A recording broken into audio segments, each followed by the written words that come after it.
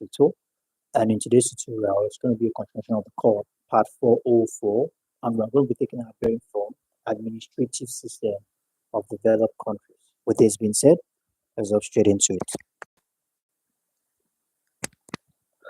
So we have the course code is PAD404. Okay.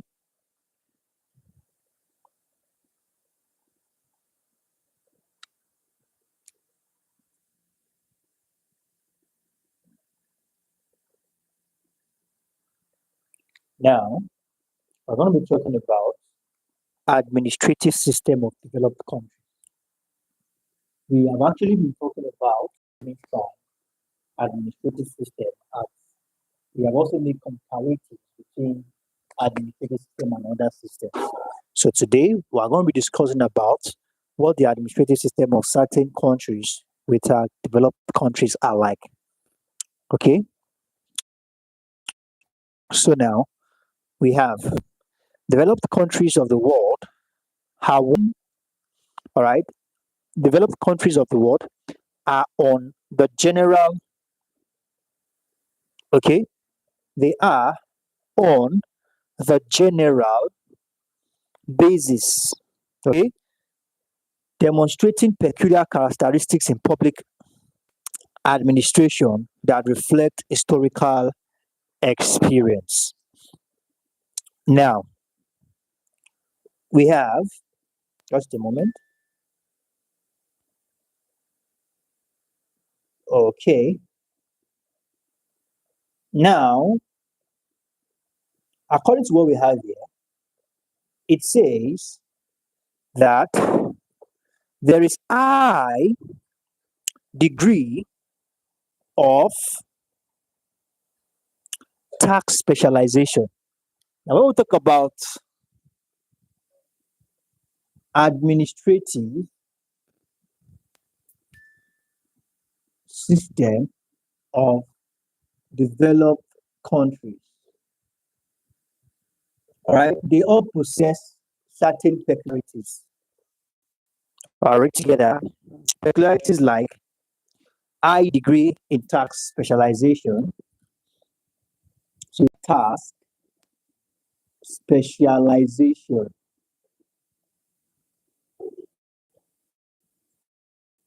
Okay, there are a large number of specific administrative structures specialized for particular, okay, purpose. Speaking of agriculture, transport, defense, okay, personnel, public relations, planning, and so on. Now, when we say tax specialization, considering the peculiarities between these advanced or developed countries, definitely, like we all know, every country wants to improve how much they produce, all right, over how much they import. That is what every country wants. Every country wants to improve defense, all right, its economy. And to improve the economy, all right, the transport system must be improved, agriculture must be improved, budgetary, personal relation, planning, and so on. All of this must be considered to have a developed country. All right. So now let's take a step further. It says here that develop political systems. Okay. Their political system developed political system consisting of formal political structures in which control is exercised in conformity with formula or pattern. Speaking of advanced country, there's a pattern politics follow. There is control and absolute, all right, effective control. Okay, following a particular pattern, all right, to run their political affair. Now, we also have popular interest and involvement in public affair is widespread. Definitely. Public affair is all what matters. The reason why we even have the government is because of the public. So public affairs, activities in public affairs is widespread. All right, in the sense that it's all and sundry of any developed of any country, whether developed or not. It's all about the public. That is what it should be. So we have that as that. Now, let's talk about. Let's be a bit specific now. Let's do this public affairs. So let's be a bit specific now. Let's take it up to certain countries. All right, there are quite a list of them, but let's just take some specifics. Now, let's start with the system of administration in classic culture of France and Germany. So, to start with, okay, let's start with that of France. Okay, let's start with that of France.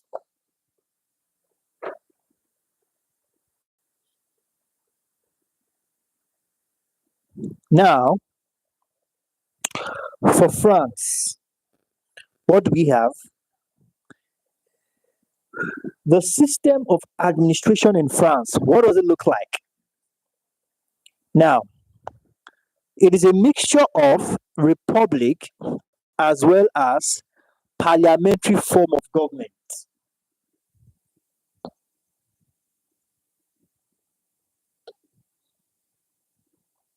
Republic,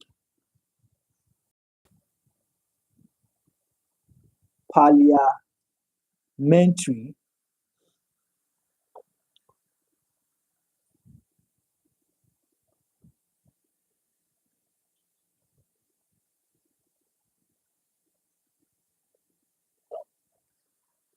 okay, it is a mixture. Are we together? It is a mixture of both. Now, when we say public and parliamentary form of government, what are we referring to? Now, let's break things down. Let's break things down for better understanding. Now, when we say a republic system of government, this is a system of government whereby government is held by the people.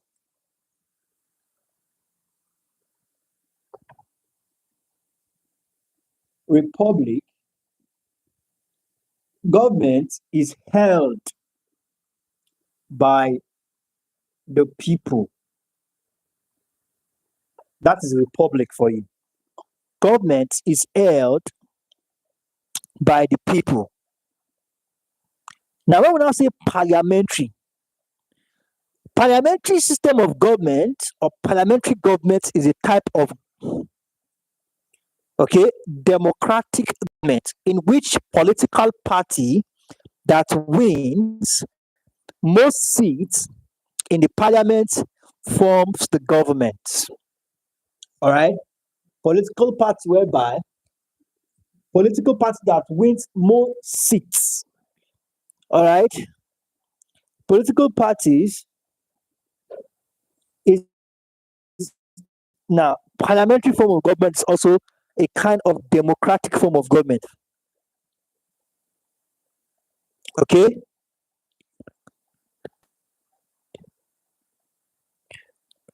are we together? Now, this system of government, like I said, is a system of government whereby the political party that won or that wins most seats, all right, in the parliament forms the government. It can also be seen as the democratic form of government where the party, which we said already, the leader of the party becomes the head of the government, such as the prime minister or councillor.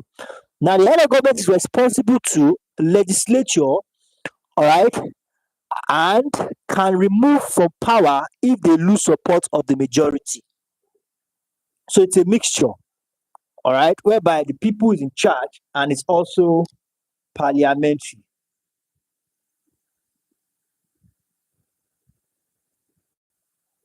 So we have that as that. Let's take a step further. Now, the president is the chief executive, all right, and enjoys tremendous power in legislature as well as parliament. Here, the president is directly elected by the people. So now you see why it is a mixture. Even though he's elected by the people, he still has a lot of upper hand at the parliament. All right, but if he doesn't follow according to the parliament's direction, he might be removed. Okay, so we have that as that. It says here French government has been nominated by bureaucracy. All right, a lot of bureaucracy. I know when we talk about bureaucracy, it has a lot to do with the um, political system. All right, with the administrative system of the country. All right, and speaking of bureaucracy, basically just laying emphasis on processes. All right, acknowledgement of processes and procedures. Okay, so we have that as that. Now, in this system of government here in this country, there are conditions of service. In France, civil servants could not be sued in any civil court of law. What are the conditions of service for civil servants in countries like this? They can not, the civil servants cannot be sued in any civil court of law, all right, unless the government permits such an action. So we also have recruitment. Another important feature is that in France, it is common for civil servants to what? Interpolate. All right. When we say interpolate, enter into something else. Interpolate period of elective office or even to hold local office while still acting as an meaning that as a civil servant you can do other things. You don't do civil servant, you don't do civil service as a full-time job. Be a civil servant and do other things. Okay, have that as that. Training. Another important aspect of personal administration is training. Okay, very important. And training, according to William, training is the process of developing skills. All right, developing skills, habit, knowledge, attitude in employee for the purpose of increasing their effectiveness. Okay, so we have that as that. Generally, there are two types of training called formal and informal. Okay,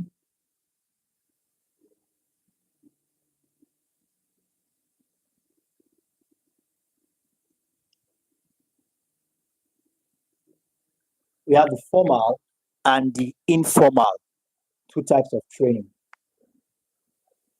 Now, the formal training, we have the likes of orientation, in service, post entry, departmental training, and pre entry training.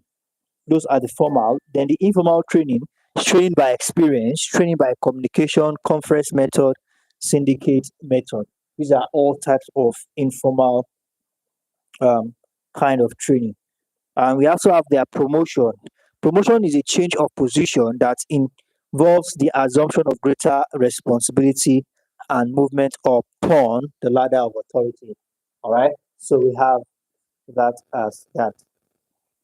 Now, what is pension like in France? In France, it should be noted that pension is calculated as a proportion of the last salary received.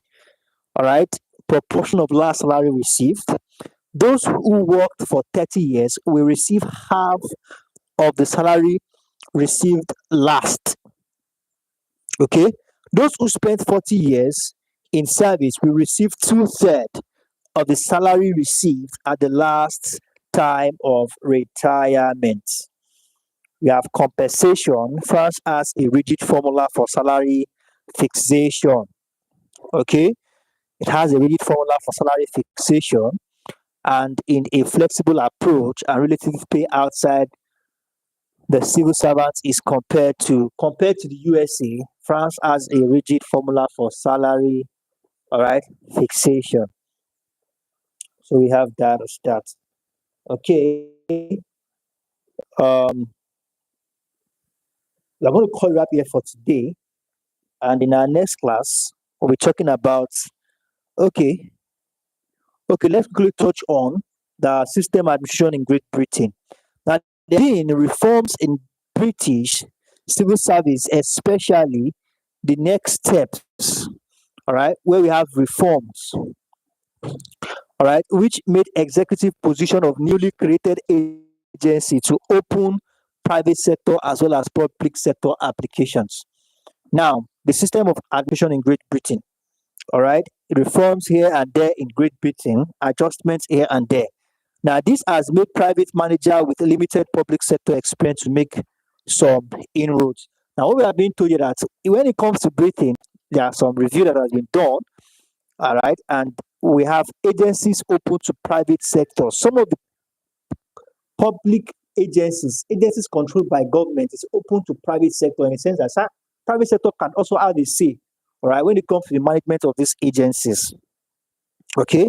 However, the major policy advice position remained in the hands of civil service, all right, servants, and public administration remains a major cog in the machinery of the government. So even though we have private, all right, owners or contract owners, all right, personnel still in the system, the major work still rests on the shoulder of the civil servants. Okay, so we have that as that. So we're going to call it happy wrap here for today, and in our next class we'll take it up from the administrative system of Japan. Thank you very much, everyone. Do have a wonderful evening. Bye.